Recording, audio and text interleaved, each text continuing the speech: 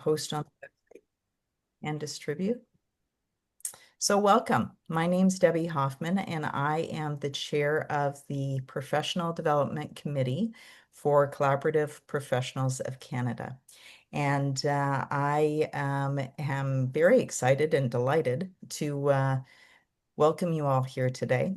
And CP Canada is the co-chair of this Canadian Collaborative Rocky Mountain Conference, and we're quite delighted and excited to be co-chairing.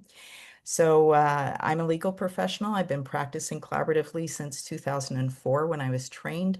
I exclusively practice collaboratively now and have done for the past 10 years. So collaboratives is certainly growing in my region, which is Kitchener-Waterloo and across the country as well. And it's just lovely to see that happen.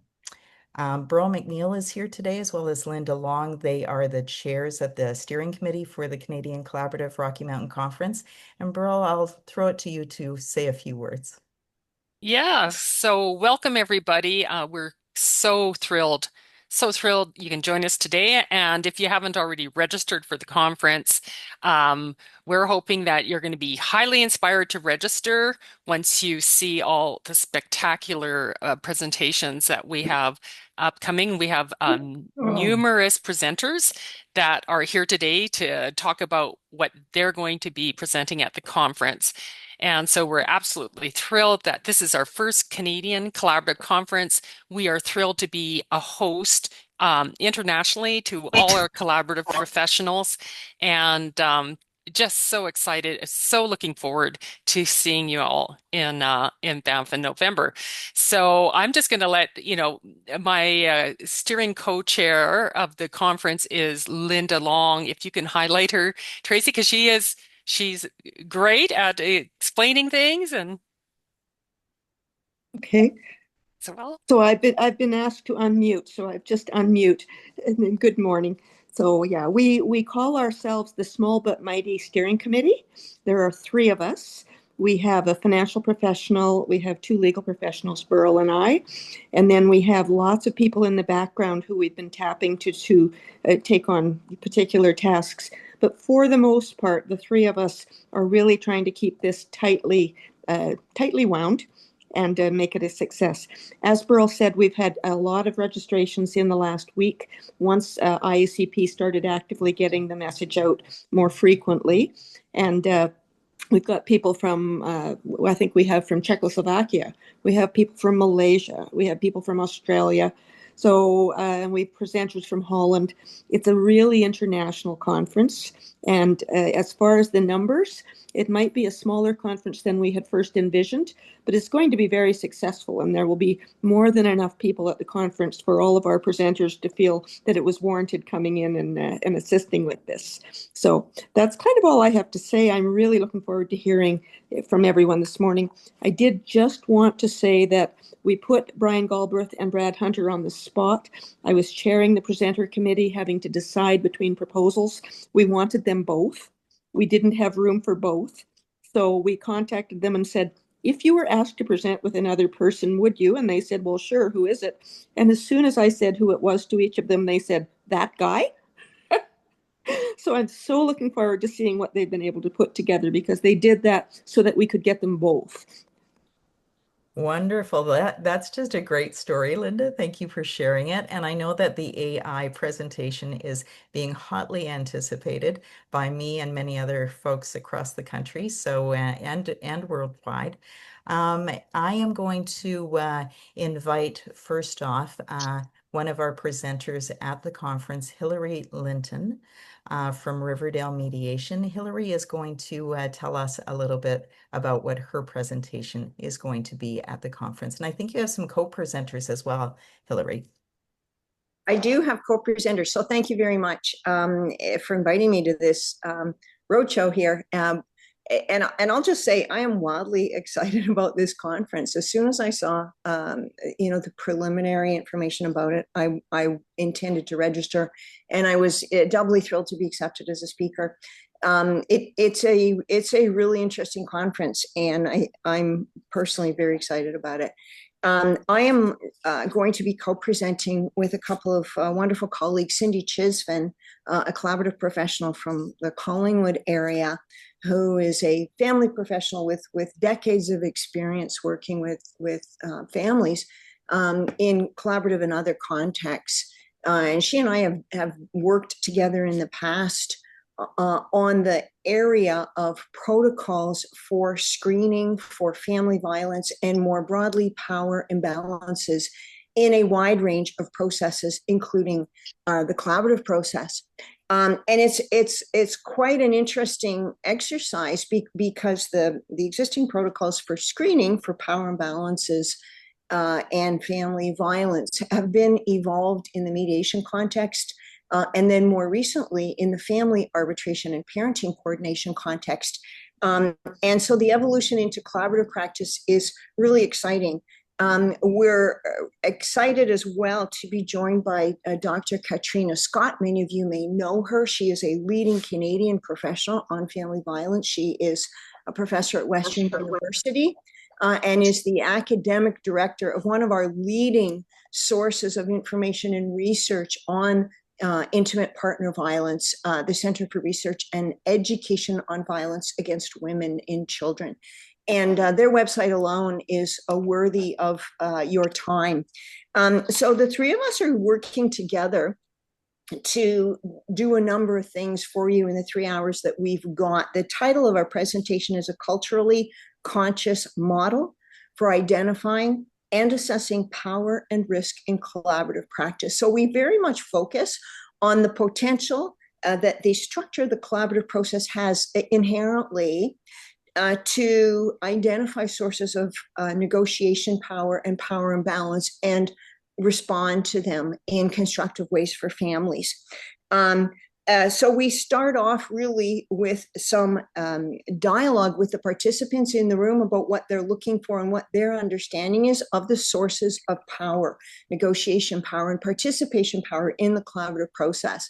Dr. Scott is going to be sharing some recent research and kind of dynamic material on the impact of coercion and control or coercive control broadly.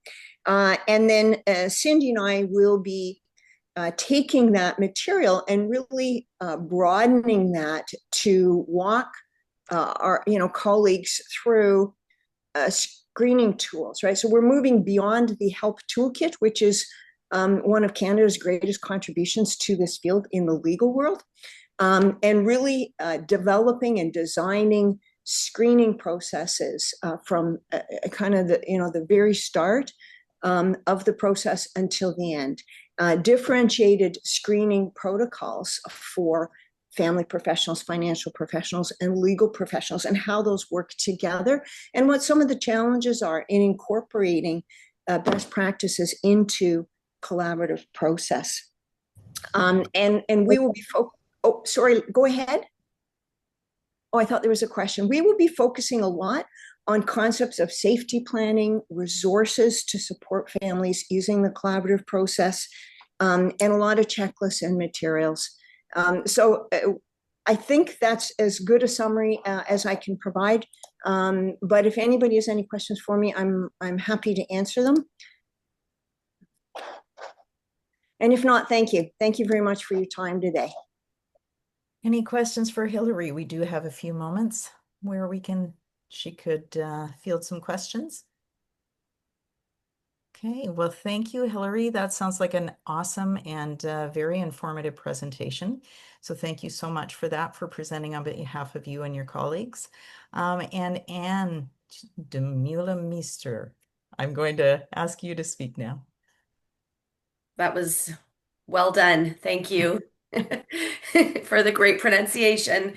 I'm also really excited to be part of this. I'm a family law lawyer practicing pretty much 100% collaborative divorce in Vancouver. And we have a big, robust group coming from Vancouver to this conference. We're really excited to meet people practicing collaborative divorce from all across Canada, but it sounds like from all over the world. So really, really excited about this.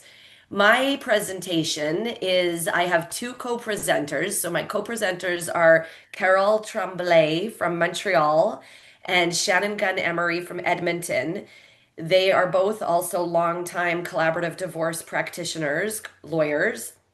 And the three of us are going to talk about cultures of collaboration across Canada. So we are looking at differences and similarities in how we practice collaborative divorce in our three regions. We've had some really interesting discussion just amongst the three of us already about how different it is, our practices are. So we're going to start off our presentation by looking at the three different participation agreements that we've created in the three provinces and doing a quick sort of highlight of the main differences and then digging in to some of the really interesting areas of difference. And there's obviously a lot of similarities as well, but the areas of difference are quite interesting. So one of the areas that we've identified that we want to spend some time on is the use of team members. So we three are all family law lawyers. Obviously, we all need lawyers to do a collaborative file. In Vancouver, we use divorce coaches in a lot of our files. I'm going to say in my practice, most of my files have coaches, and we either do a one coach model or a two coach model in Vancouver. If there's children or young children or any kind of parenting issues, we right away are sending people off to coaches, and in some instances, even insisting that they hire coaches.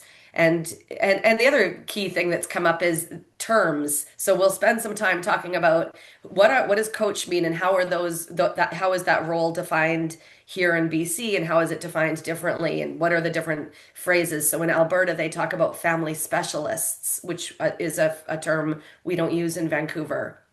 So defining the terms, then how are these people used? In Edmonton, Shannon has said they almost never use mental health professionals or coaches, or in a very limited manner compared to Vancouver.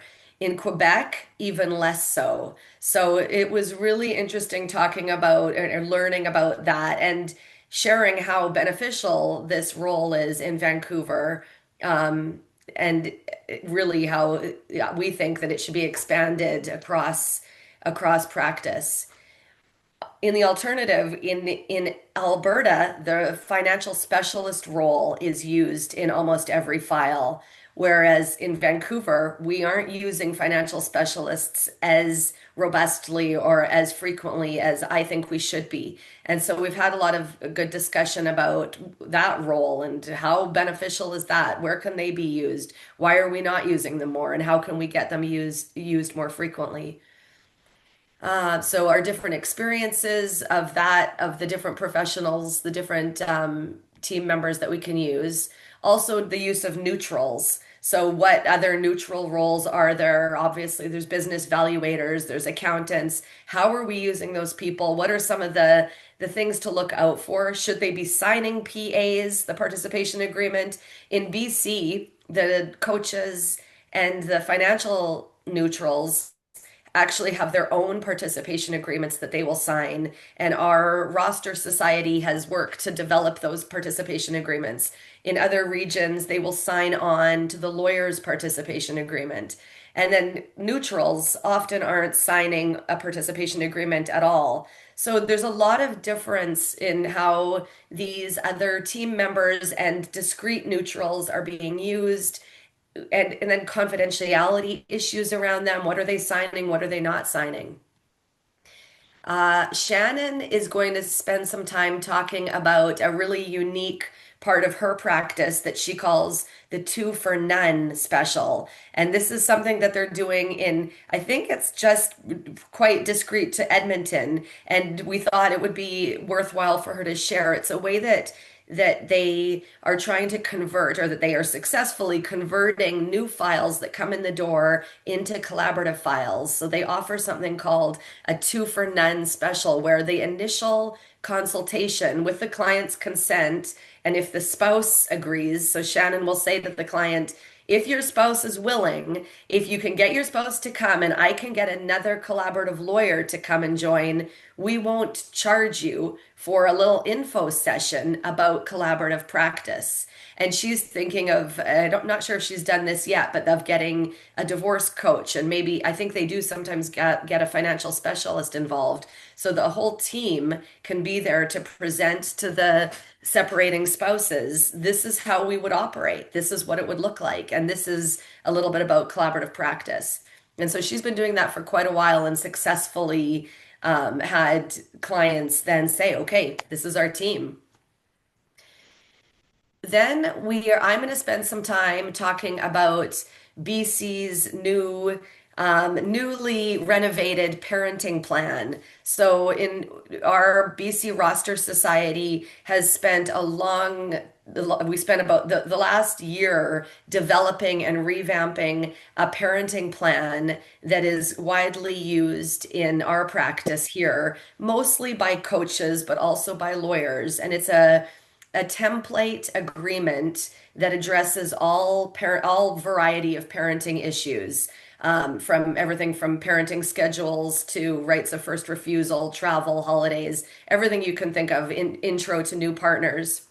And what we've created is a master template that we've suggested should not be handed out to the clients because it could trigger issues that don't need to be addressed. And so we've kind of talked a lot about, and there's a lot of info in the template about how to use it, how best to use it to avoid it creating further conflict, but so that it's a force of good, not bad. But it's we think going to be a very, very helpful, useful document for coaches and lawyers alike to help parents come up with individualized parenting plans. It has two appendices, one that sets out a wide variety of parenting schedules from week on, week off to all different types of shared parenting to primary residence. So we'll share that with everyone and hit some of the interesting pieces of it. Then Carol is going, sorry, also in BC, I'm gonna review two other little mini agreements that we've created that we think would be useful across the country and for all collaborative practitioners. They are the re-entry into the collaborative process. And this is where a collaborative process has ended by virtue of a separation agreement most often. And then the family comes back to the process for a review of child or spousal support or any nature of things, but often it's a review of support or a review of a parenting plan, and they come back to their collaborative lawyers. Now, in our participation agreement, the process would have ended formally because of the signing of the agreement. So we've created this little mini reentry agreement that they sign with the lawyers that sort of reignites the original parenting or original participation agreement. So we've got that one, and then another similar one where if new counsel takes over for old counsel, a little mini continuing collab process with new counsel agreements. So we'll look at those. And then we are going to talk about, Carol is going to lead us through a discussion on interesting and sort of hot button sticky issues that arise in exiting the collaborative process in particular. And this is largely going to be focused on what can and cannot be used outside of a collaborative process. So for example, when a collaborative file hits a stalemate, someone pulls the plug on the collaborative process and off to litigation they go, what can be used by the litigation lawyers? And this has been an area of a lot of discussion and debate in Vancouver and in BC at our roster level. And it sounds like when we compared the different participation agreements, there are different practice practices in the different provinces around this issue and different debates going on. One of the areas that I find particularly interesting that I hope we can have some good discussion on is expert reports when clients have paid sometimes tens of thousands of dollars to have a business valuation done.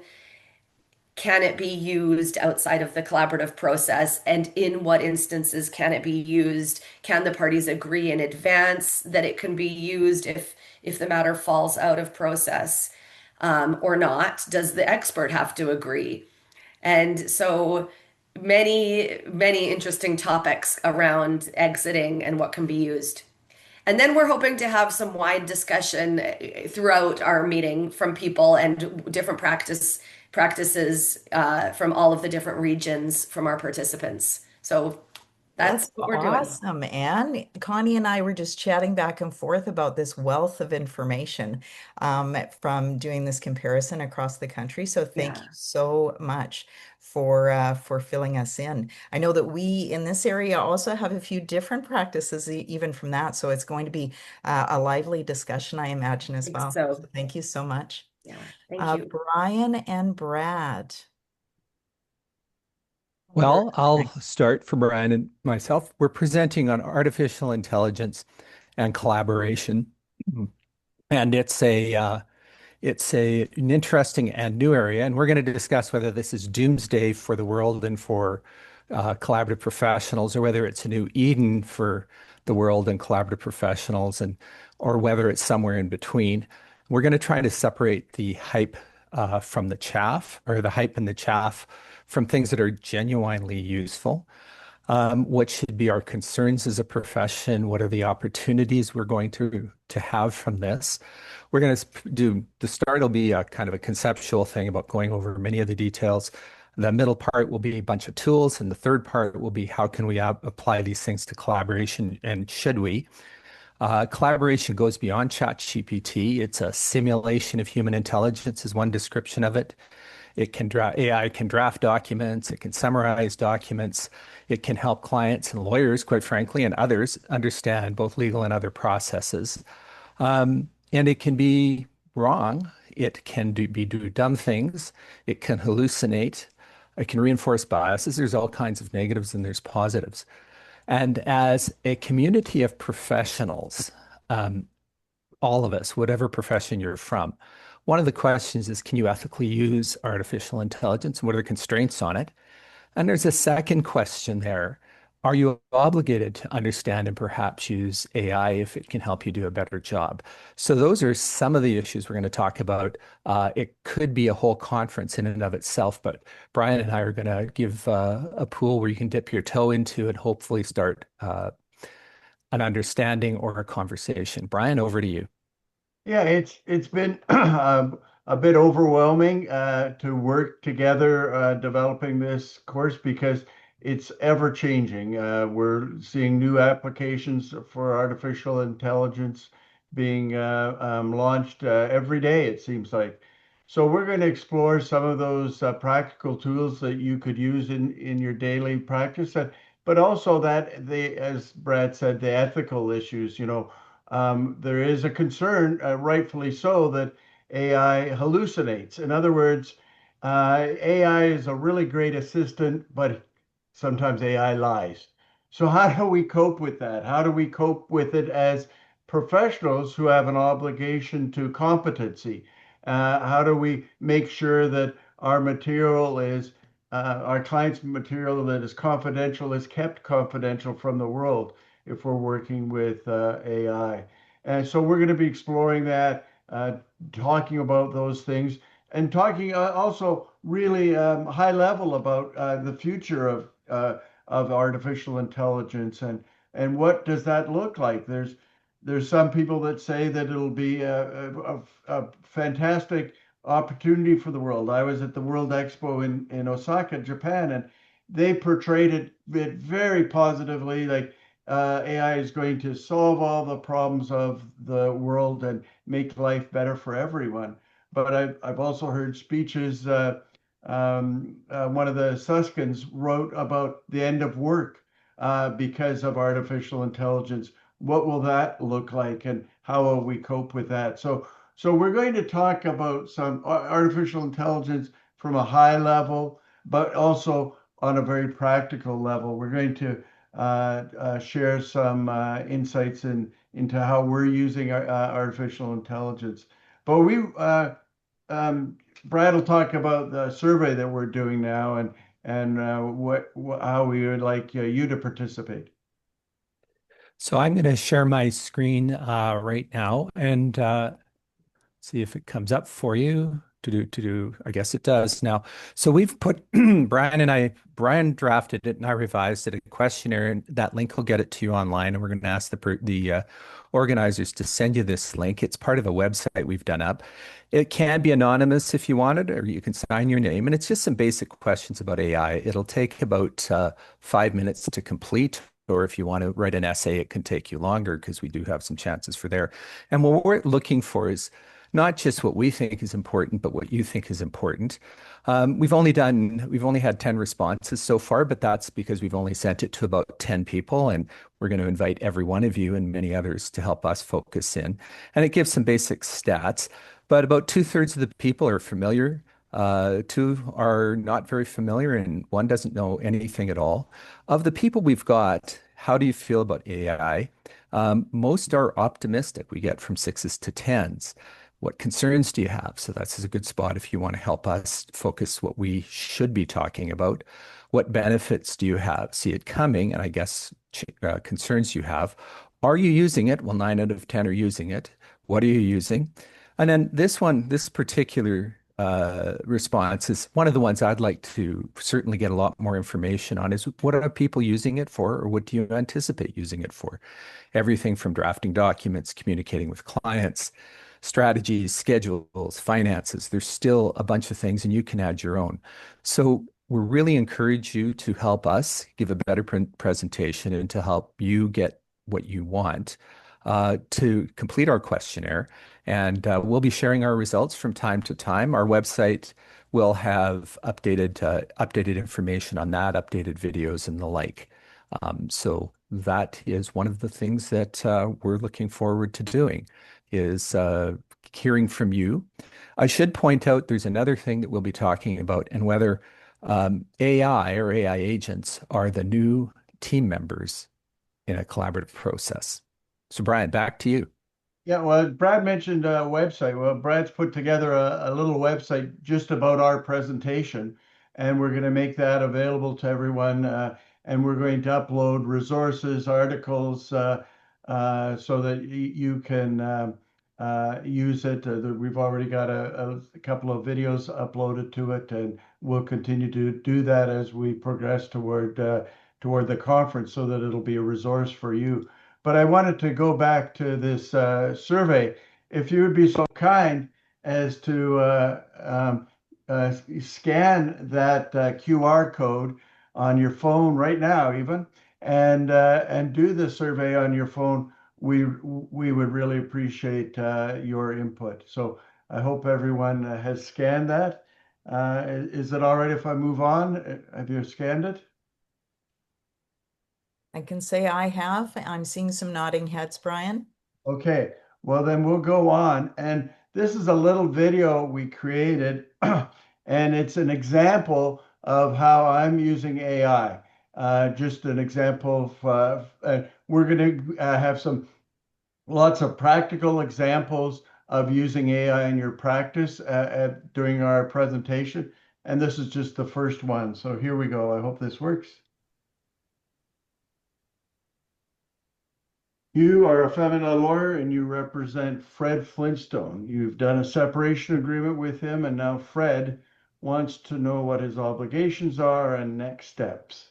So what I would do is go to Copilot and insert this prompt. First, I tell Copilot what its persona is. You're a family law lawyer. And then I ask it to create an email to your client, Fred, outlining his obligations and next steps as determined in the attached separation agreement. Use numbered paragraphs, use simple language, reference the paragraphs in the agreement, and the output should be an email that I can send to my client and he can act upon. And then I've uploaded to Copilot the separation agreement by way of this little plus sign. So let's see what we get out of this, how long it takes. Oh, here it is. Dear Fred, here's your parenting time. Here's the holiday schedule. There's child support, spousal support, health insurance, and so on. I'm going to just say if I can make it even shorter, make it a little bit more to the point. Oh, here it is. Oh, wow, look at that. Very concise.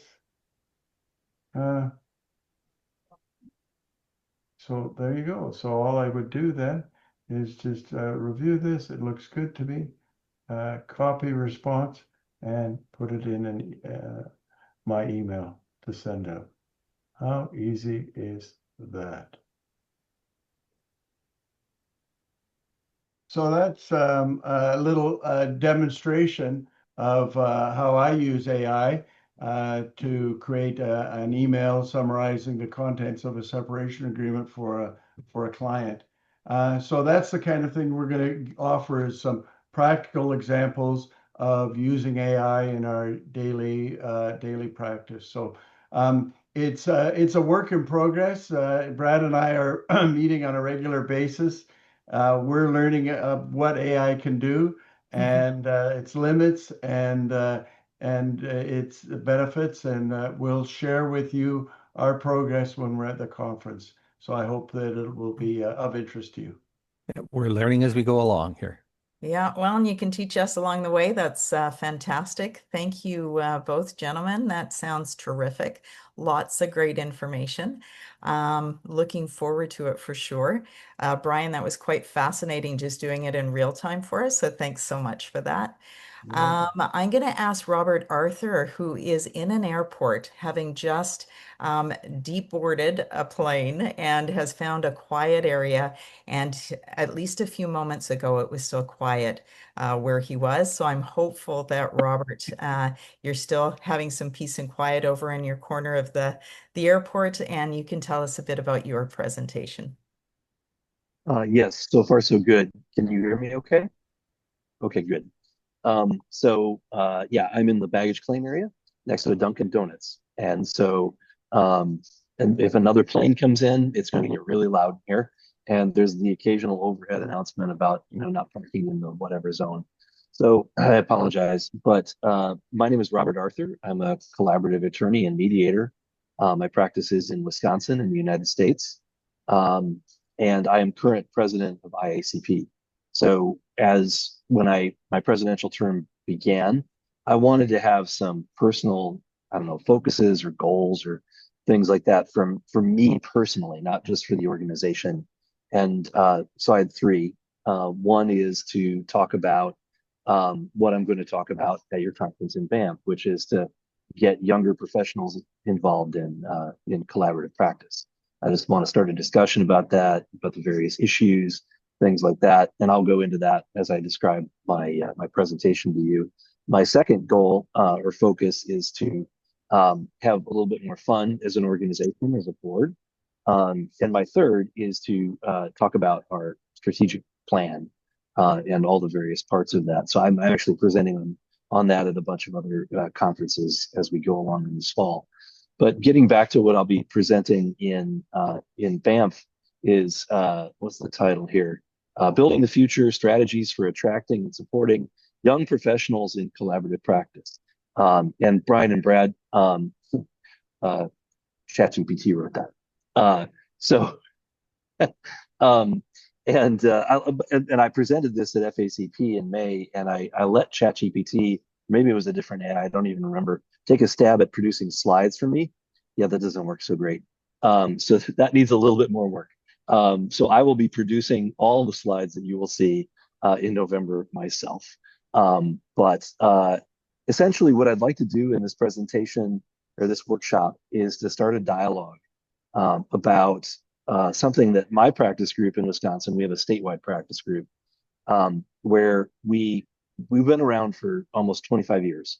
And a lot of our founders, the people that were there in the beginning, and this is probably a familiar phenomenon for other practice groups, either have retired or are in the process of retiring, slowing down their practices, and their ability to be in leadership in organizations is reduced.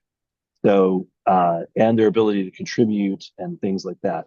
So, if we are to survive as a distinct practice area, one of the things we need to do is to really concentrate on bringing in and understanding the needs of younger professionals in the various professions, lawyer, mental health professional, mediation, and financial specialist. So my presentation will look at a little bit of history, kind of where we're at, framing the problem, and then we're going to talk about younger professionals, what that really means, the different age groups that we're talking about, some of the things that may be barriers, unintentional barriers that the way that we practice collaboratively and the way that we go about doing cases and things like that might be a little bit less friendly. And it dovetails really nicely with what Brian and Brad were talking about, because the use of AI is something that our younger professionals are probably expecting. And in general, younger professionals do not want to work with technology. They want technology to work for them. And so the more that we can bring things into practice that can make it more friendly and natural for younger professionals, we already have so many advantages about collaborative practice in terms of peace of mind and pace of practice and the level of control that you have over your practice compared to litigation and things like that. We have a really good chance of bringing more younger professionals in, and then I talk about strategies for doing that, and that's more of an interactive portion where we talk about things that may people in the room may have tried, and then I talk about things that my practice group has tried, and then hopefully to move on from that. My goal in presenting this over and over in different places is to gather a body of evidence that I can then take back to the board of ICP and either write a white paper or do something with it. That sounds fantastic. We are constantly wanting to get new trainees, trained up and then part of our collaborative practice groups, and then getting them files is such an important part of that so that they stay. So yeah, really, really excellent topic. Thank you so much. And I think we made it through your We presentation did. without a plane landing. So, so that's good. Well, at least not in your lounge. That's great. Thanks so much, Burl. Exactly. You bet. And See you in November. yeah, see you then. Looking forward to it. Burl, you are going to queue up, I think, a video for us. And so we'll take a minute to do that. And Burl is going to queue up a video from Adam Kahane, who is one of the keynote speakers. And so she's going to share her screen and optimize sound, and we'll let you know if we can hear it, Burl. Yes, so Adam Kahane is our keynote speaker on Saturday. We have 3 keynote speakers for the conference, and I'm just going to share his message now, and bear with me. And I'm going to do this now. Is okay. Let's see. I got to do this. Now, let me know. So, Burl, I can see a toolbar across the middle of the screen.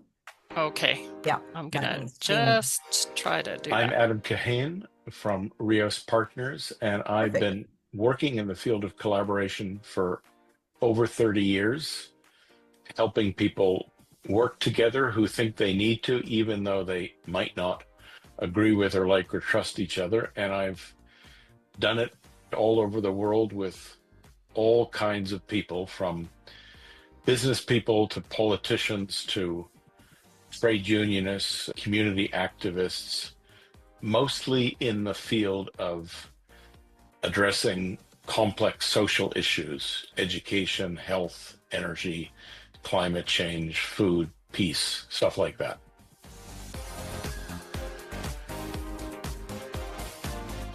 I got into this quite by accident.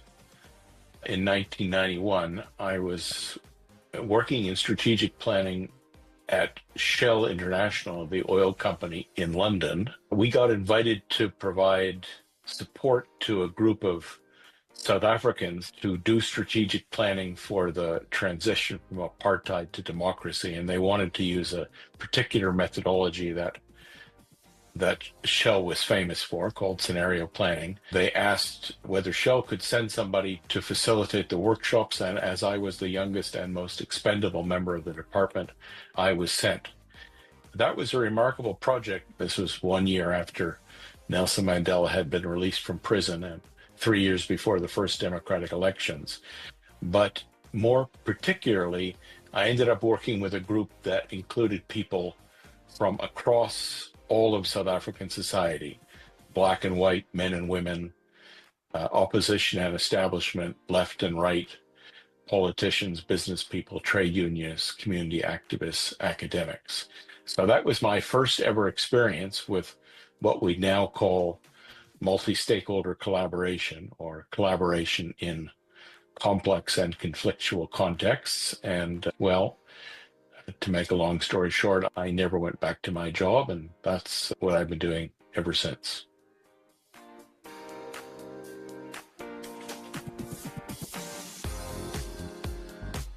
I'm interested in how people can collaborate across difference, including people that don't agree with or like or trust each other.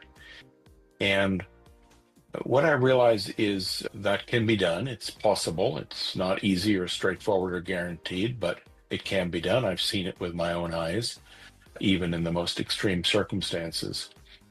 But what I've realized is that there's two different ways to do it.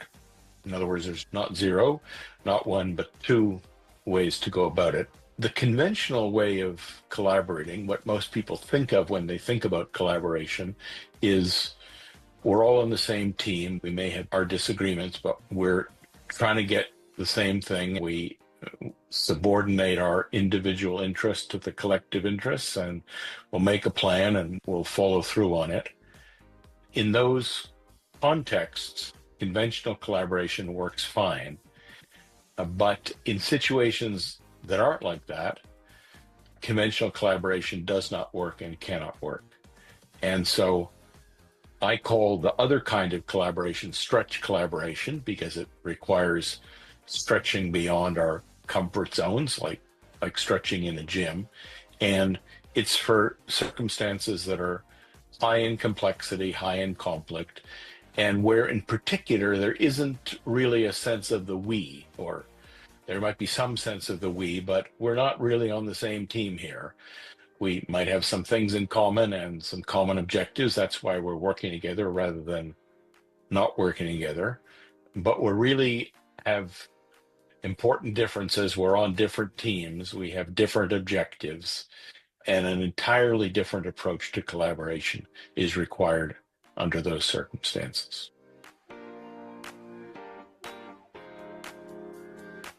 I have applied collaboration and stretch collaboration in lots of different contexts, but not in family contexts. So I hadn't heard of this approach that you call collaborative professionals, and certainly I don't have any experience in it. My experience is using stretch collaboration in lots of different circumstances, but I don't really have any experience in family contexts, except as a member of a family that has the usual number of disagreements. So I first heard of collaborative professionals when I noticed there were people who were reading my book from that profession, and I was really very interested. I guess that what I'm calling stretch collaboration exactly matches the conditions that you're dealing with, where yes, there's things you hope you can do together because you have certain interests related to having this situation be as amicable as possible, and maybe there's kids involved or assets involved, but we're no longer really on the same team, and we have more different interests than we have common interests, and There's lots of things involved, emotional and financial and personal and family issues. And so I think that what I'm calling stretch collaboration is really applicable in this field.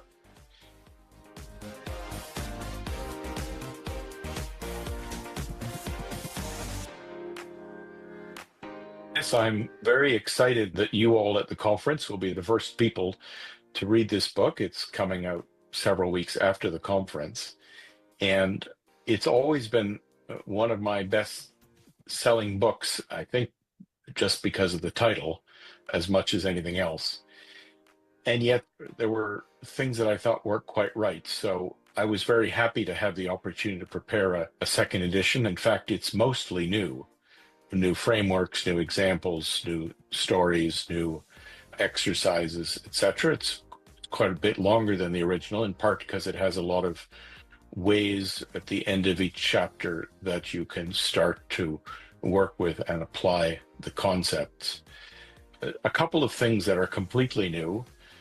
First of all, I've taken more seriously the notion of an enemy. Originally, that was a word in the title, but the book didn't really talk much about enemies. And I realized that people do have real enemies, people that are trying to injure or hurt them.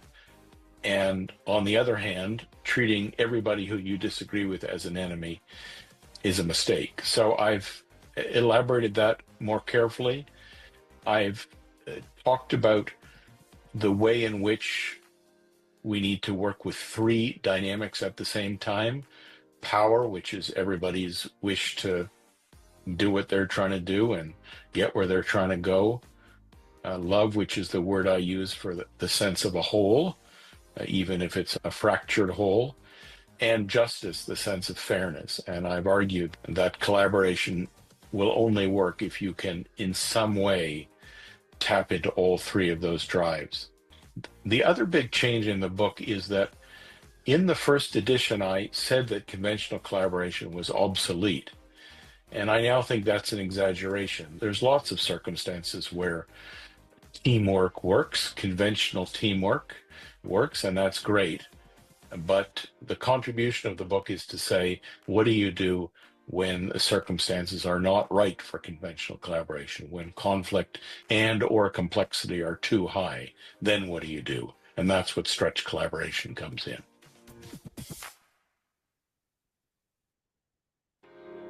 I'm excited to be joining you. Well, first of all, because Banff, for those of you who've never been there, is an absolutely spectacular place. So it's always a pleasure to be there.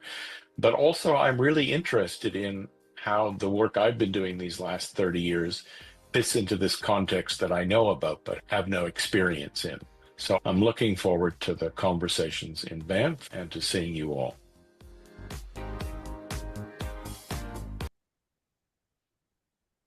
All right. So I am going to hopefully, is it still going? I think you've successfully Here, hang on. I don't know what happened here.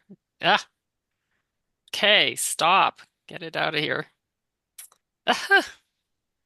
Okay, we can't see it, Burl, so we're doing okay. Could you hear? Could you hear? It Yes. was still, the next YouTube video is coming. Okay, No, we there could you not hear that. Oh, And good. I'm actually, Because I had a couple of different people coming up, but Catherine and Rebecca, if you can just take a pause for a moment. I see that Andrea McGinn has to leave us soon for another meeting. And so, Andrea, we're going to ask you to perhaps step up next, and then Catherine and Rebecca will come back to you after Andrea, okay?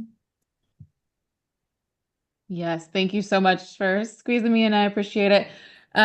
Well, good afternoon, everyone. So yes, my name's Andrea McGinn. Myself and my law partner, Amy or AJ Skogerson, are co-founders of the Law Shop. We are in Iowa, in the United States. We are putting on, our workshop is called Flexible Frontiers, Expanding Access and Efficiency in Collaborative Practice. So AJ currently serves on the IACP board. We have both led our state bar association family law sections. We have been contributing authors to the ABA book, Design Your Law Practice, using design thinking to get next level results. And we frequently put on workshops and do attorney coaching then regarding unbundled legal services. So Collaborative then is an unbundled legal service, and we are excited, super pumped then to visit Banff and surround ourselves with all of you and like-minded people then and learn from each other. Our session in particular is really about reimagining collaborative to fit the needs of today's families. Too often then we have our families are forced to kind of fit into a one-size-fits-all model of legal services. And at the Law Shop, we have pioneered an approach that breaks down those barriers through unbundled legal services. This has broadly resulted in increased access for justice, which is a key phrase now across the U.S. for sure. That for families who would otherwise be shut out of the collaborative practice. It has allowed more tools for professionals then, so lawyers, financial neutrals, mental health professionals, divorce coaches, to connect in creative and customized ways. Really what we're doing is customizing our approach and our representation, collaborative or otherwise then to fit the needs of the client and the family. This has resulted in increased satisfaction and efficiency for everyone involved, especially practitioners. That's one thing that we will touch on too, is the kind of wellness aspect then that was a bit unexpected for AJ and I when we started offering services in this way. So in our session, we'll talk about real world case studies that show how unbundled services have empowered our families and energized practitioners. We will showcase office systems and technology tools that allow us to deliver these services seamlessly, including a bit on AI and how collaborative teams are using AI in our area then to create documents and to help communication and truly help it work for the family, even including like helping our clients and teaching them how to use it and how it can benefit them and through their divorce and through their legal matter. Collaborative practice has the potential to transform not just individual cases, we all know this, but entire communities. We talk about initiatives then to train the next generation of collaborative professionals, which Robert touched on, or someone touched on too, and strategies for reaching underserved populations so that this work can really make a broader impact. In our workshop then, it's not just a lecture style. We try to keep things very interactive, very engaging. There will be lively discussion throughout, and you will leave with very practical strategies then to integrate unbundled services into your own collaborative practice, further unbundled services, new ways to involve other professionals in creative collaborations. And we will give you some inspiration to expand your own collaborative network. We'll also provide materials that are super helpful and will help you to really integrate these tools into your toolbox. Between AJ and I, we've spent years developing and refining our model, and we are so thrilled to bring it to the Canadian Collaborative Rocky Mountain Conference for the first time in this specific form. If you want to reach more families, improve your systems, and just feel re-energized in the collaborative practice, then we hope you'll join us for our workshop, Flexible Frontiers, Expanding Access and Efficiency in Collaborative Practice. We are so excited to learn and share with you and just continue to build the future of collaborative together. So thank you. Hope to see you there. Oh, Andrea, so happy we were able to squeeze you in before you had to leave. Sounds like we're going to be on the cutting edge of just about everything because this is such a great service that you're going to talk about and really timely. So thank you so much. Yeah, thank you. That's awesome.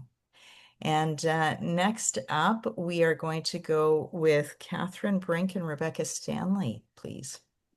Yes, thanks so much. I'm Rebecca Stanley, and Catherine and I are both collaborative lawyers and mediators in the Vancouver area.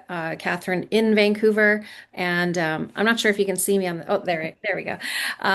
Catherine in Vancouver. I'm about 2 hours east of Vancouver in the Cultus Lake area, and our workshop is called "How to Build an Out-of-Court Family Law Practice." It's not really going to be only about the how. We're going to be touching on the why and the what and the when and the where, those sorts of things as well. But I think, one of the strengths of this workshop is going to be the stories that we're able to tell of our own experience of this. Catherine having built an out-of-court practice directly out of law school, me doing that after a litigation practice. And we're also anticipating having a video testimonial from someone who was at the point of wanting to quit law, and then found this as the redeeming way of continuing on or reclaiming her ability to continue to practice. So I think our workshop will be obviously mostly for lawyers, mediators, but adjacently interesting to the other professionals as well, collaborative professionals. When we think about the why, we'll be talking about being able to create a practice that's based on the values of the professional, as well as how an out-of-court practice meets the needs of the client. And so thinking about both elements of those, the when and the where part, some of that discussion has to do with, is this something that I can do within the firm that I am currently in? Do I have to completely reimagine what that's going to look like, go out on my own? So some of those questions, how do we have those difficult conversations? How do we discern the timing of things? And I think one of the important pieces around what we're doing, not only is it just about, what limitations are we putting on the processes we're offering or the work we're doing, but a big piece of this, particularly for those who have been doing litigation previously, has to do with dealing with the adversarial mindset shift that needs to happen, and how do we do that so that what we're offering to our clients is not just programs that are out of court, but actually strategies and mindsets and perspectives that truly are non-adversarial in how we're approaching and helping them to approach their circumstances. Catherine, I don't know if you want to add a little bit more to some of the how parts that we're going to be talking about. Yeah. We just basically overall, like, we want to make this really interactive session. We want to address people's questions and their needs and have some self-reflection while also, inspiring people of what can you do and how we've done things differently, and bringing a few different perspectives in there, and just make it really practical. So bringing some practical tips on what you can do in your own community if you're wanting to grow your out of court practice, and particularly collaborative practice. So yeah. Yeah, we'll keep it short because we know we're here near the end. Oh, thank you so much, both of you. Yeah, growing your practice, that comes up again and again from our new CP Canada members. We are looking forward to hosting a 90-minute webinar at some point for that. So perhaps we'll be calling on the two of you to do another presentation, because that sounds fantastic. Thank you so much. Diana Lowe. Diana, we're gonna call on you next. You're with Palix, and Palix is one of the platinum sponsors of the conference, and we would be delighted to hear from you and hear what you are going to be talking about. Thank you so much. So yeah, my name is Diana Lowe. I'm a lawyer. I've been involved in systems change work for at least the last dozen years, particularly around an initiative to reimagine the family justice system.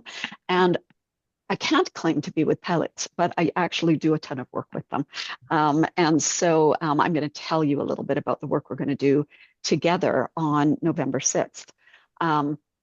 The title of our presentations for the whole day is Mastering Resilience for Divorcing Families. And this is a pre-conference session that's taking place all day on November 6th. In the morning, Nancy Mannix, who's the patron of the Palix Foundation, and her team with the Alberta Family Wellness Initiative are going to be sharing their knowledge and helping people to learn about the research background in the brain science and resilience, which is really powerful knowledge that helps us with a variety of different areas of our society and of certainly legal practice, and I would say too, really valuable in collaborative practice. In Alberta and beyond, we've had the benefit of the incredible research, education, systems change concepts of the Alberta Family Wellness Initiative. And in the last number of years, they've been developing something that they call the Resilience Scale Master Class. And this class is a really powerful way to explore how adversities, how positive supports, and then how new skills and abilities can actually influence the resilience of families, the resilience of individuals, and impact their lifelong health and mental health outcomes.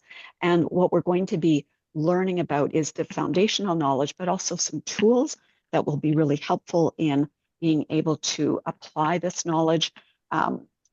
Shared language, which is extremely powerful in the work that I do, which is cross-sector collaborative work. We really have witnessed how the shared language that comes about through the metaphors and the knowledge that is shared with us through these master classes allows people from very different fields to be able to speak with each other and really understand and create shared goals in the work that they're trying to do. And we're also going to be learning about and applying the knowledge we have using a really practical visual tool that is part of the teachings that Nancy and her team will bring. And so they're going to spend the morning with us on this masterclass. And then in the afternoon, I'm going to be speaking along with Justice Rod Jerky. Justice Jerky is the Court of King's Bench representative on the work to reimagine the family justice system and a judge at the Court of King's Bench. What we're planning to do through the afternoon is to share with everyone the work that we've been doing in Alberta for more than a dozen years. This work grew out of national justice system reports that were concerned with the family justice system. These reports called for a culture shift, which we speak of now mostly as a paradigm shift. And what's interesting is that they didn't actually explain how we would bring about that culture shift or even exactly what was meant by it. And so at the very beginning of our work, we actually really needed to understand, well, what is that change that is being called for? And what we built on was statements in those reports that express concern about the family justice system. And while they claimed that it was anecdotal, they talked about the family justice system doing harm. We very quickly, with the benefit of the work of the AFWI and the Palix Foundation, learned about the impact of toxic stress in the development of children's brains. Really, that helped to inform our work in Alberta. And we've applied both the brain story metaphors, but also the 3 principles of resilience that you'll be hearing about in the morning with Nancy and her team, which really talk about reducing toxic stress, putting positive supports in place, and building skills. So the shift that we have been doing in reimagining the family justice system is a shift in thinking away from legal adversarial processes to something that is focused on well-being for families. We've been piloting and implementing change over the last number of years, and in particular for the last 5 years have been working in a community in Alberta, the community of Grand Prairie, which has been a community that's engaged right across multiple sectors, collaborating to help design new pathways for families, which is really part of a transformational change that is underway that we've called reimagining the family justice system. Together, we're looking at ways to reduce the role of courts and adversarial processes, putting supports in place that help families with the social, relationship, parenting, financial, and health needs that are really central to the challenges that they're dealing with as they're going through separation and divorce, and help them to build skills to deal with all of those issues. During our session, we're going to share some of those particular pilots, including a court pilot that is referring people out of the courts and into community supports that will build on those skills that families need. But we're also going to be asking participants to share your insights from a collaborative perspective, help us to learn about opportunities, but also hopefully share with you some opportunities to bring about change. And we know that that change happens at personal level, professional, practice, organizational, as well as system. And so we'll be doing some exercises together and thinking about how there can be new approaches in our own practices and how those will also help to shape the change in the system.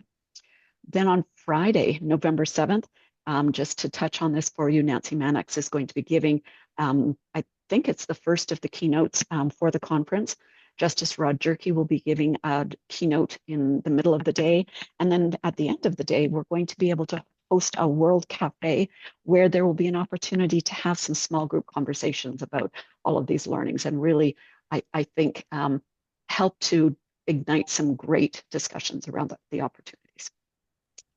That sounds great. Very hands-on and really interactive. I enjoyed the teaser so much for the masterclass, and I'm really looking forward to the pre-forum. So thank you so much, Diana, for just letting us in on all of the other wonderful things that we're going to learn about. Thanks. Tim Crouch, you happen to be up in my top left-hand corner right now. So can I call on you next? Yes, you may. Do I have permission to share my screen? You do. Okay.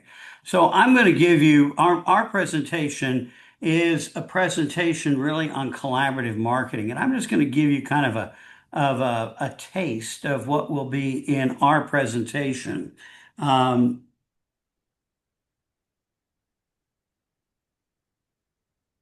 And I'm going to stop sharing because I didn't hit all the right buttons because I have some videos in this. So, our presentation includes my wife, Camille Milner, who is a collaborative attorney. And Tim, we're seeing your main screen, I think, right now. We were seeing the slides for a moment there, though. Yeah, I'm so good at doing it the wrong way. Well, you know, you and I could be there we go. Conference buddies, because this is what I do when I do PowerPoint share. So my wife is Camille Milner. She's a collaborative attorney here in Texas, former president of the statewide group in Texas. We designed this presentation on marketing that has evolved through the years. And our son Charles joined us in this, and so we will be making a presentation together on building the brand of collaborative divorce. My company is the Crouch Group, and we are a marketing and advertising agency with a real focus on helping to promote the collaborative movement because I have to go home to Camille every night. We always start the presentation with this little video.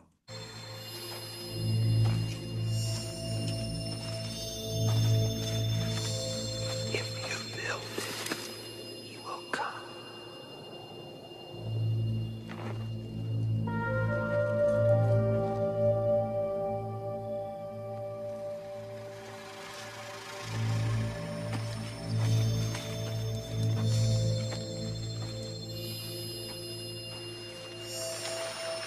If you build it, he will come.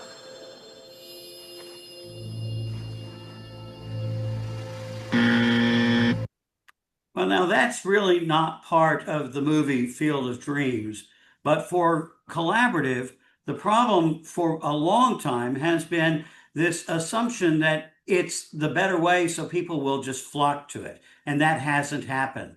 That problem has been getting collaborative cases and finding new cheese. The new cheese coming from that book, Who Moved My Cheese, that I recommend to anybody to read on any level of anything, because it's a great parable about change. My wife had this particular quote that she got from the Marriage Counseling Therapy Network. Doing business without advertising is like winking at a girl in the dark. You know what you're doing, but nobody else does. And change is constant in our world of marketing and advertising. We are, and we'll talk about this, we are in the business of evolution. We are constantly having to evolve to what the habits are that our target audience, the people who are our potential clients, where are they spending their time? What are they doing? And how do we get our message in front of them? One of those things now is the AI apocalypse. We'll talk about AI. My piece on there is dun dun dun, but that AI is changing marketing in a dramatic world, in a dramatic way, and that includes ChatGPT, Google's Gemini, Otter, other AI note takers, AI overviews and search results. And whatever will come out that will be new and different between now and November, because it's changing very rapidly with what's happening with AI. We'll talk about branding. What is branding? Branding is when you hear the product, what do you think of? And so the easy way of saying that is tissues. You think of Kleenex. When we think about search engines, we think of Google. That when your name becomes synonymous with the product, then you have really achieved a significant level of marketing awareness. So what is the brand for divorce? Well, I'll give you some examples of that. This was a billboard that showed up in our town.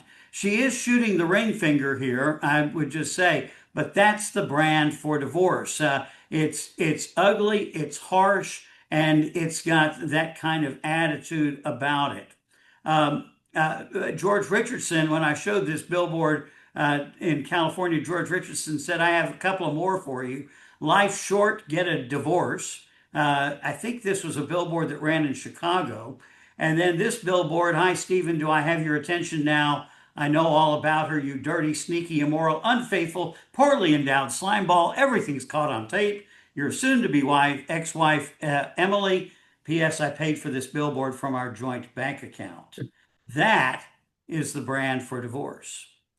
And then I would ask the question, what is the collaborative brand? And I think part of the way to answer that is collaborative has had a difficult time of establishing the brand. And I would suggest to you that part of the reason for that is that too often we are not speaking the language of the client. Too often we're using collaborative law, collaborative, to use my Canadian there, process, or collaborative practice. We are advocates for using collaborative divorce. We need to speak the language of the client. This little guy sitting at his computer at 1 o'clock in the morning after there's been a big fight trying to figure out what he's going to do. If any of these show up in a search, that's not what he's looking for. He's looking for something about divorce. And so we think that it's important to establish the brand by connecting to what the client needs.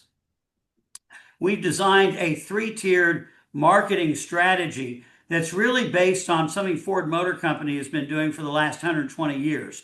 Tier 1 is national advertising with features and benefits of a Ford F-150 truck. Tier 2 are dealer buying groups that in a particular area buy more media to get a bigger share of voice than if they were dealers were trying to do it by themselves. And tier 3 is the local dealers. The only place somebody can buy a truck is through the dealer. You can't buy it from the buying group or from national advertising. You can only buy it from the dealer. And so the idea for Ford dealers is leverage all of these things into your own marketing and into what you're doing. For us, when we talk about that in a collaborative sense, it's what IACP is doing. It's what Collaborative Divorce Alberta is doing, or the Collaborative Divorce Canada. What is it that is establishing some of the brand elements of what collaborative is? And then taking it to the tier 2 level. For example, Collaborative Divorce Edmonton, leveraging this into what Edmonton is doing. And then ultimately tier 3, what is it that collaborative professionals are doing? And what is on your website? What is in your marketing that is putting you in front of people when they're sitting in front of their computer at 1 o'clock in the morning trying to answer questions about what they're going to do? We will look at everyone who attends our session. We will look at their website, prepare reports on that about collaborative footprints that people can take and give to their web people when they return home, or we'll meet with you afterwards to go over those reports in detail. Collaborative divorce is one of the process options you can choose when you are separating or divorcing. Most people are familiar with divorce court, but collaborative divorce is an option that enables couples to divorce without fighting in court. In a collaborative divorce, I'm going to each spouse skip has ahead a little lawyer. bit, just not to take too much more time, but I've got a few more slides. That is an animated video on the collaborative divorce process that we'll show. We'll talk about Divorce with Respect Week, which is coming up March 1st through 8th. This will be the 5th year to do that. We had almost 16,000 visits to the website this last year. It's moving international as a way of the collaborative community speaking out with a single voice. We had television interviews that came from Well, that. this is Divorce with Respect Week. And I'll skip on past that, but March 1st through 8th is Divorce with Respect Week. Tier 2, we're going to talk about first responders lunches, brown bag lunches, things that practice groups can do in and also some books and materials to give to clients explaining the collaborative process, and also trying to turn MHPs into advocates for collaborative. We will also, during the conference, be offering free video production about why I believe in a collaborative divorce that you can put on your website, you can use in your social media. This is an example of that. I love the fact that it's a holistic process that really helps the families move forward when they're going through any kind of conflict. It's more interest-based rather than people becoming positional in making sure that they get what they want and trying to destroy each other. They can understand what the other party's point of view is before they make their final agreements. My role is to really help clients understand what the financials are in marital property, find fair and equitable ways to split the marital property, and even explore their budget, their cash flows. I just love this process. It's so much easier to work with clients when they understand what the collaborative process entails and get started on the right footing so that they can follow through in the next chapter of their life. We will be set up throughout the conference to be able to shoot those videos with anybody who wants to do that kind of a video. We'll talk about getting your staff involved in introducing collaborative early on in that very first phone call, even before they meet with the attorney. We'll talk about the importance of blogging and what blogs are, and answer some questions along those lines. How often we recommend blogging, what the length of a blog should be, all of these kinds of things, some themes throughout the year. And then finally, we finish with coming back to Field of Dreams.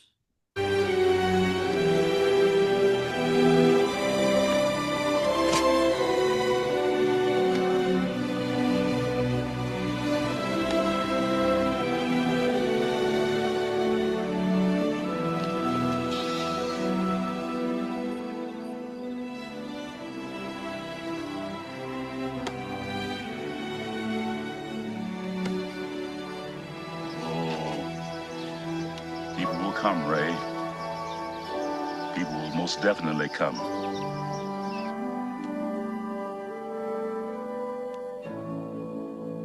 what I say about this is we're about turning the lights on collaborative so that people know about it. And when they know about it, they might line up and come, because that's the better way to untie the knot. We think this is collaborative's time to shine. We look forward to coming to Banff. It's someplace that I've never been, and we look forward to being there and being able to talk about marketing and building that collaborative practice brand. That's awesome, Tim. I think I'm going to need a completely empty notebook when I attend your session, because there's lots of great stuff that I can take away and bring back to our practice group. We have quite a big marketing committee, and I know you're going to give us lots of ideas of where we can go next. So thank you so much for that.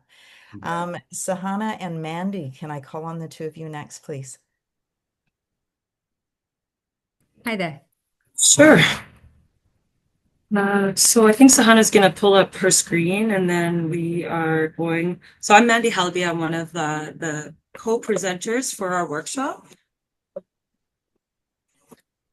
So we're looking at, our title of our workshop's Peacemaking Circles for Authentic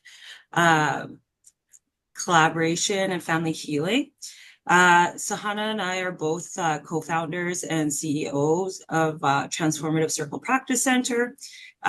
We'll be presenting at the Rocky Conference along with all of you exciting folks. Just hearing about the presentations and everything is really, really amazing to be among a bunch of group of professionals. So Sahana and I have been working extensively in community-based family support and have pioneered the use of circle processes to help families and communities and compassionate groups of people navigate transitions with dignity. So I want to just go to the next screen, Sahana.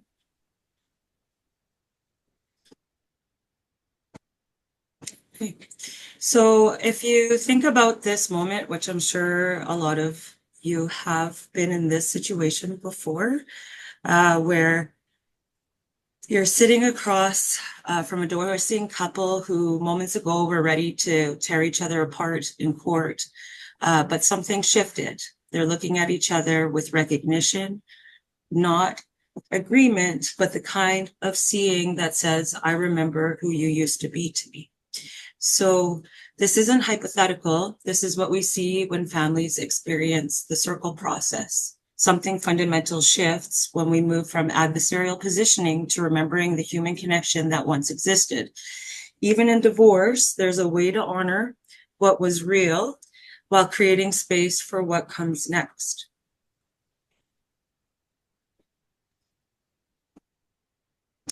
So, as collaborative professionals, one of the things that we try to do is help families avoid court.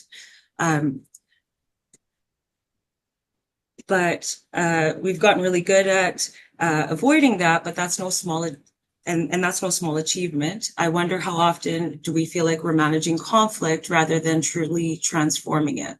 How often do we help create functional agreements while the emotional devastation continues to ripple through the family system? Both Sahana and I have extensive work with children via child welfare and see the impact that it has on these young people, as they just don't need their parents to co-parent successfully. They need to witness that the people who created them can still honor each other's humanity, even when their marriage has ended. So when we look at the circle process, for thousands of years, Indigenous communities have understood something profound about conflict transformations. Peacemaking circles aren't about going backwards to what was. They're about honoring what was real and authentic in relationship so that people can move forward with integrity. The circle process creates conditions where people can remember their shared humanity first and then address the issues from that foundation.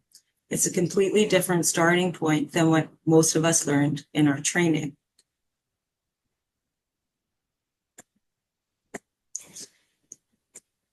So what you'll experience in our workshop,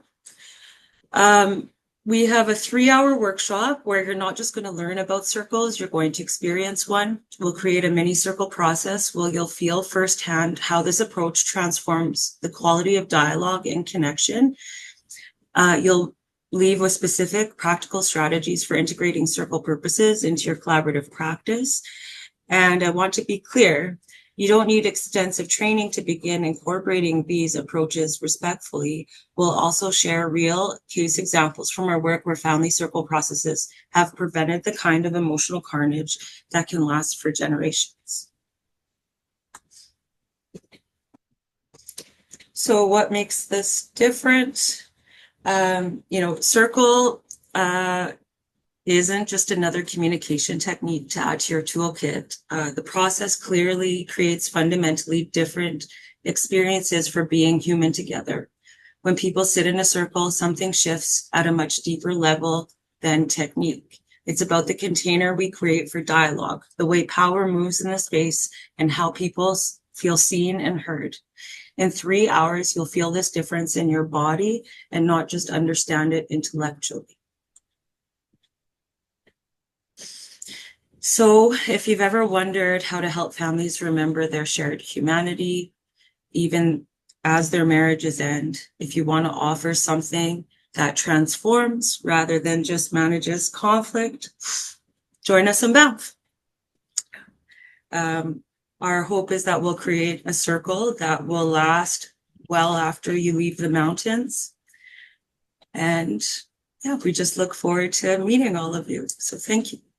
Oh, that's fantastic. I am looking forward to experiencing a mini circle process. So this is great. I worked for years in the north and have been through a circle a number of times. And this just sounds like it has such great application to our work. So thank you both. Deb Gilman, can I call on you next? Oops. Hi, I'm so glad to be here. I got kicked off before and I couldn't get back on with my phone. So luckily I got home in time to make it. But anyways, not a big thing. I'm going to share my screen as well because I'm going to talk a little bit about my pre-conference institute or whatever we're calling it, the day long thing on November 6th. It's going to be keeping you on top, avoiding the collaborative avalanche. And so I just have something simple as a visual. I always love a visual. Well, okay. So in collaborative law, we are deliberately choosing a different path, as our clients are, and it's one that leaves behind the rigid structure of the courtroom and the judges, and we are hopefully choosing something that's more humane, more custom tailored and respectful for our clients. And what we don't always realize is that the moment we step off the beaten path, we're in the backcountry. Similar to when you leave the slopes, this is so apropos for Banff, right? So when you leave the ski slopes that have been, that have the ski patrol and it has the lovely paths cut out for you so you know exactly where you're going, you go for that more exploratory, more fun backcountry skiing. But we forget that there could be avalanche risk. And for us doing the collaborative process, there may be avalanches in our process as well. So I use this metaphor throughout the day to really help you understand what are some of the risks that come with doing this work so that you can be a more self-aware, more equipped, and more resilient. And so I am going to go through sort of like, actually this is adapted from a ski avalanche risk book that I read during the COVID pandemic, and I really got into reading about the backcountry. So I was like, this reminds me of the collaborative work that we do. So we're going to really go through like what would happen for skiers in the backcountry and apply that to us in the collaborative process. So it's really important, that you recognize that you might be in avalanche terrain. You really get the forecast. You understand what's going on with these clients. You as the team understand what's going on in the team dynamic. You check emotional conditions, including your own reactions. You also understand, the unspoken fears, the power dynamics, the quiet resentment that's in the room. And so not just the avalanche terrain pain that is in our clients, but in yourself as well. Because sometimes as the professionals, we're the one who's standing on the fault line and we don't even actually recognize it. So then we plan our trip, right? So we need to make sure that we're not wandering into the wilderness with a sandwich and a dream, right? That we're actually preparing the route. We understand our role. We're prepared for every meeting as the professionals, and we're also preparing our clients. So we understand, who's driving the process, what's carrying the emotional load, what are our goals for this meeting, and then the broad goals for the process. What happens when it starts to slide? What are we going to do? Then we're going to check our gear, and really we talk a lot about your regulation skills. We talk about your expertise. What do you know about yourself? What do you feel comfortable with? How can you stay grounded when the tension rises? And how do you regulate your own nervous system before trying to calm the room? So we talk a lot about flipping your lid, amygdala hijack, why calm is not just a vibe, it's a skill set, so that we can really guide people through a storm without our own compass, spinning in different directions. And again, we want to make sure that we're verifying conditions in real time. So just because it was sunny at the beginning of the meeting doesn't mean it's going to be sunny for the whole meeting, right? So emotions shift, clients shift, the team can start to fray. So we have to really be able to read the room in real time and understand that sometimes it's in the silence, that when we think we're all fine, that we're actually not. So we have to understand that a little bit more about what's happening as we're going through the meeting. And then we're going to use good travel habits. How do we be a good teammate? How do we communicate clearly? We never want to send the whole team out onto the slope all at once, but we do have to move together. So how do we do that as teams? So I always call this like teamwork or bust, really. And then we're continually evaluating the slopes and watching for triggers. Even in the calmest terrain, it can slide if you hit the wrong pressure point. So we always have to, again, make sure when do we proceed and when do we not proceed, and how does the team work together in these high stakes conflict to know, is it safe to cross? Is it not? Do we need another approach? And are we grounded enough in the teamwork and also in the process? And then I think a big thing that sometimes we forget in the collaborative process, and I will say that we have to do this a little bit more deliberately, is really reflecting on your day. And why that is so important is that it really builds resilience. So not just what happened in the meeting, but how did you show up? How do you leave? What's sitting with you from meeting to meeting? And what do you need to do to build your own resilience kit, your survival kit? What are your boundaries? What's your empathy? This work is going to test you. And if you don't reflect, then you're going to repeat the same challenges over and over. So I really think that this workshop matters now because a few different reasons, right? People seem to be a little bit more high conflict in this climate. At least in my area, I'm seeing a lot of people really having a lot more conflict, but I'm also seeing people want to solve problems. And we know that collaborative work is not a utopia. It can sometimes be a pressure cooker disguised as a peace process. And we have to understand what to do when things break down. So we have to keep recovering so we don't get buried underneath. Because I really feel strongly, very strongly, that almost any case can be a collaborative case. And we have to learn how to give ourselves the mindset, the skills, the strategy to lead when it matters the most. And that's when everything's starting to shake a little bit. So if you're tired of white knuckling every high conflict case, you want to be skilled, grounded, calm under pressure, and you want to lead with humility and with humanity, then join me for the avalanche. Bring your backpack and bring your real self. And we're going to have some fun. It's very interactive, but I do a lot of things anonymously interactive. So even if you're a little bit shy and don't want to put yourself out there, your answer can still contribute. But there's also a lot of room for discussion as well if you want to talk. So I hope that you'll join me for Avalanche. I think we'll have a really fun day, and I'm really, really, really excited to be part of this conference and be coming to Banff and seeing everybody and learning alongside all of you.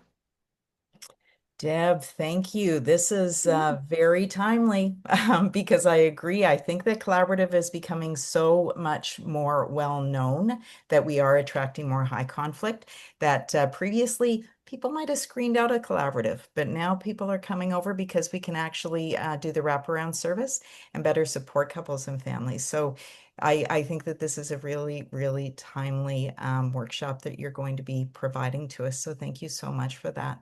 Thank you. Martha Shea, who has been very patient. Can I call on you next? Hi there. Hi. First of all, everything is fabulous. I can't believe what a great conference this is going to be. And the cerise sur le sundae, as we see here in Quebec, is that Adam Kahane will be there, whom I followed for years, and he's amazing. I am talking about just why we are in conflict. I mean, I've been doing this for 42 years, right? And I started as a scientist when I was many years ago, and could not follow through for various reasons. But I've always kept my interest in our brain and how it works. And so what I want to tell us is, and I see that there are about 4 other conferences that are going to deal with this, the amygdala hijack. But what I really want to talk about is to explain to you what it really is, the brain, actually how it works, why we do this. And I found that with my clients, if I explain to them, look, you're furious, but it's because this is, how your brain works, and go through it as I'm going to do in the course, I think it really helps my clients begin to see that it's not just personal. It's not something they have no control over. They begin to understand the mechanism of conflict, fear, stress. That's normal. It's the way human beings live. And I will go through literally the mechanism of this with some good slides. And then I'll go into the techniques that I've developed to help my clients calm down. So I'm saying it very quickly because I think we've been on this for quite a while now. And I think we all understand that, but I'll go into it in quite a bit of depth. And it's something I've just developed for collaborative lawyers here in Quebec. And it's been very well received. I can say that. People are quite interested. So I'll say no more than that. Oh, Martha, thank you so much. I mean, the more skills we can have, especially when our clients get hijacked and we ourselves can get hijacked during the course of our meetings, the better. So thank you so much for that. Connie, I'm going to call on you next, Connie. We're nearing the end. Thank you. Hi, everyone. Oh my gosh. So, I was excited. For those who don't know me, I am chair of Collaborative Professionals of Canada. And I see there's a few people on this call. Beryl is certainly one of them, that we've been having discussions for years about wouldn't it be great if Canada could come together and put on a national conference, and it's happening. And I'm excited. So I was excited before today, but certainly listening in the depth and breadth of the presentations, I'm excited. So I'm going to speak very briefly about the presentation that I'm involved with at Banff. And so adding to my excitement are my co-presenters that I'm going to be working with. So Dr. Deb Gilman, you've already heard from today. And right. And so not only is she engaging, she's an experienced clinical psychologist who's been doing collaborative practice for many years as a divorce coach out of Pennsylvania. And she's well, both my co-presenters are, internationally known for their expertise and mindfulness in their collaborative practice. My other presenter is Chris Arnold from Ottawa, who's been doing collaborative practice for about 24 years or more. And he also helped, I understand, design the collaborative law course at the University of Ottawa and has taught that course. So I'm humbled to be working with such great people. We're going to be presenting our Empathy Ninja 101 presentation. So empathy is sort of this powerful kind of thread that is uniting sort of the all optimal behavior in collaborative clients to support better client outcomes, and then also creating more reward for our own engagement as collaborative professionals. we're going to start off, or rather, Dr. Gilman's going to be starting off by identifying empathy as a cognitive emotional competency. It drives psychological safety, it attunes presence, and drives relational integrity. And then she's going to be drawing on attachment theory and trauma-informed practice and systems thinking. She's going to frame empathy for us to think about not as a soft sentiment, but a really sharp skill to support client regulation, narrative processing, and durable decision making. And I suspect even our own engagement as collaborative professionals. So then we're going to proceed to think about how empathy can impact the threads of empathy, impact the hallmarks of collaborative practice and our process. How do we use this knowledge to take our practice to the next level? We're going to be focusing on sort of three significant ways. One, how empathy can be used as an instrument to create great collaborative process design that supports our clients. We're then going to be looking at how empathy is a great instrument in collaborative advocacy. We're going to explore what is collaborative advocacy, and then how do we modify our approaches and explore techniques for bringing that advocacy to the table as a team.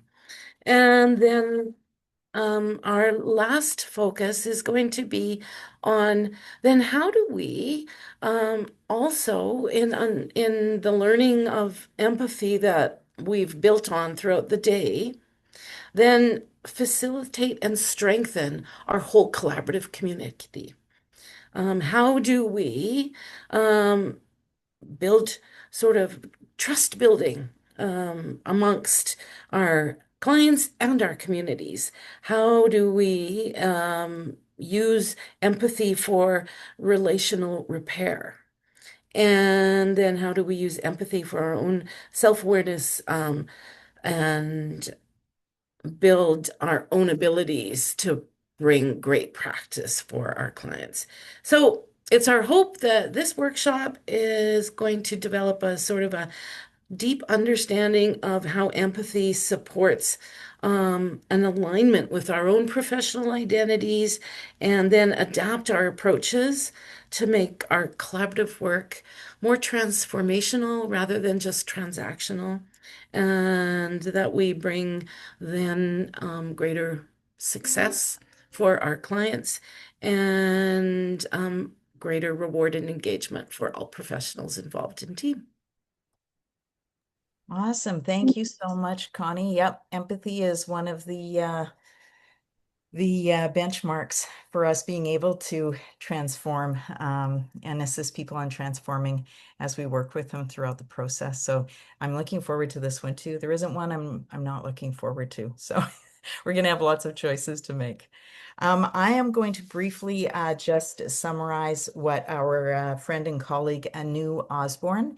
Anu is from Manitoba, and she couldn't be with us here today, but she did ask me to talk about her Enneagram workshop that she will be hosting.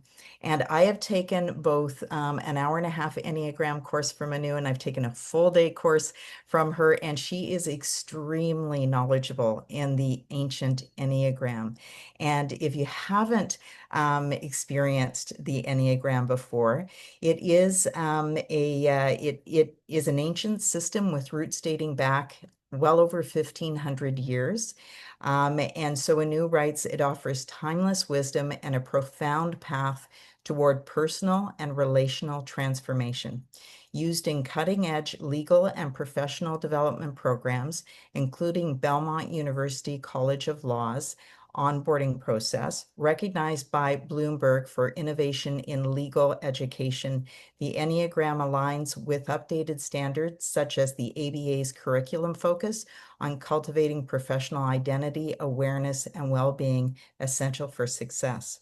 For collaborative practitioners and their clients, the Enneagram provides a deeply insightful and increasingly utilized framework that enriches understanding of the human condition and psychological dynamics under conflict. And this is the key part of the Enneagram.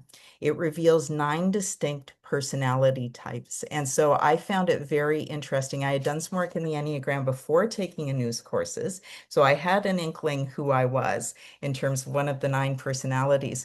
But certainly taking the courses I have with her, she further helped me develop and dive into my own personality type, and then assisted me in being able to look at, you know, who my clients might be in terms of the Enneagram. There are 1 through 9 numbers.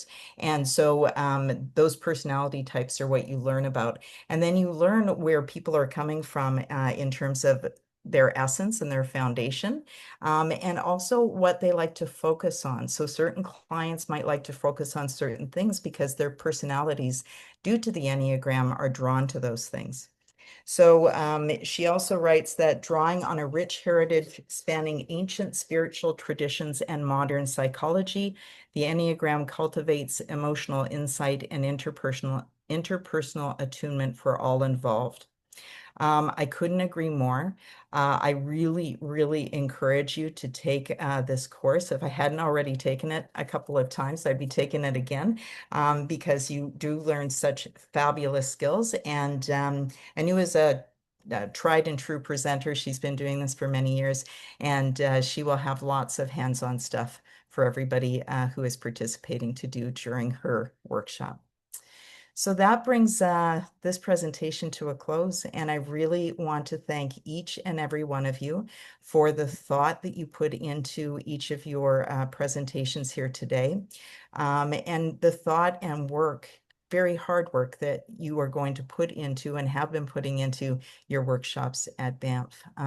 So looking forward to seeing you all there and to meeting you in person and to re-energizing our wonderful collaborative community, not only across Canada, but across the world.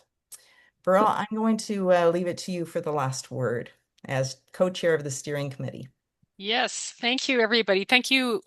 Incredible presentations. I'm so excited and thinking how I want to attend every presentation, and now I'm thinking, oh wow, how I'm not going to be able to do that. So thank you for attending, and really want to encourage people to sign up. So this webinar is being broadcast far and wide. You see the content now. This is fantastic training opportunity. We're very excited to have you join us. So we want to emphasize too that the special conference room rate at Banff expires October 4th. That's just how that works with our conference plan. So be aware of that. If you're hesitating, don't hesitate anymore. Sign up today. And also the resilience mastery that Diana Lowe talked about, that is a standalone training that's open to everybody, even if you don't have collaborative training. So just wanted to highlight that. There's a separate link that could be signed up for that. But collaborative people, this is exciting opportunity. Please come join us. And Linda Long. Yes, absolutely. Every time we say Burl gets the last word, Linda puts her hand up and says she gets the last word. But my last word is actually a sneak peek on our opening. We have an Indigenous ambiance coordinator. We will have a drumming circle. We will have Indigenous singing. We will have a demonstration smudge ceremony. And that's all before we get started on all of your presentations. And we'll be doing it in Banff in simply the Castle in the Rockies. Please encourage your friends, if they haven't registered, to register and book the hotel, because we're so excited and we need more registrants. We have lots. This is not a problem, but we need a lot more. And encourage your friends to come. Encourage your friends to register, and just know that we have all kinds of things in addition to all of your wonderful presentations that will make this a great conference, including a dance on Saturday night. Wonderful. Again, thank you all. Tracy, we can stop the recording now.